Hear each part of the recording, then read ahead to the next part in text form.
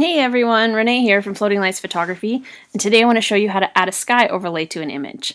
So I've selected an image here, and we're going to add a sky to it just because this sky is super lame and boring and bland and not very pretty at all, so we want to add a sky. So the first thing you need to do is select your sky, and there's a million ways to add a sky to an image. I do File, Place, so you go up to File and then hit Place. Select the sky you want to import. I'm going to use 15 for this one. And I'm just going to resize it just a little bit. Just make it just a touch bigger. And then I'm going to move it up so kind of the horizon lines up with the horizon, just maybe a little bit beneath that. And I'm going to hit OK. And now the next thing I do is I change the blend mode. So making sure that your sky is selected there. In your layers, you can go up and change the blend mode.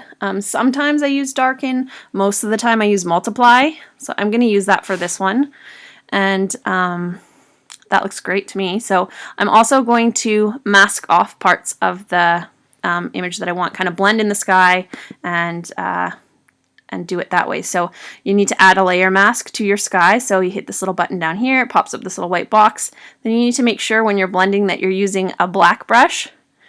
And I kind of start with my opacity maybe a little bit lower, 32 or 30-ish, and then I can start painting off the sky. One other thing, sorry, quickly that I do is I lower the opacity of the sky so that I can kind of see the image just a little bit better where the trees are and which parts I want to mask off. So I'm just going to start masking here and blending.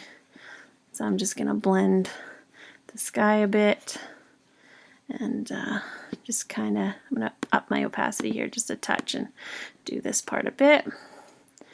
I'll make sure you get it off all your subject's face, body, skin, all that stuff. The multiply layer is really good with background images, so the trees here I'm not too worried about that. They kind of look natural as long as you get it off the most part, but as for all these little holes, I'm not going to go through and nitpick for this image. I mean, you can if you want to, but it's not worth it for just tutorial purposes.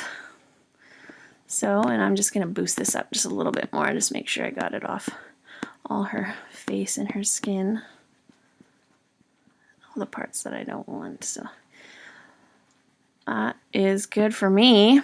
So I'm going to bring my opacity back up and kind of see how that looks. It looks like it's kind of blending well. So one other thing I do is I blur the sky. So you're going to go up to filter. I do it using Gaussian blur, so I go blur, Gaussian, and I think for, oops, here's an error. Okay, so this happened because I'm actually on my layer mask instead of on my sky overlay.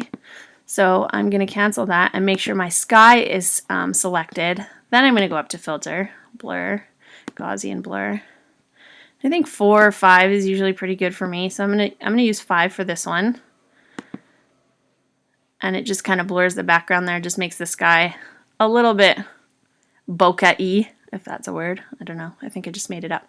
But one other thing you can do, so we like the sky, but let's say it's not dark enough. So if you change your opacity all the way back up to 100, it's still not dark enough. There's one other thing you can do. You can duplicate this layer, and it's just going to make a darker sky.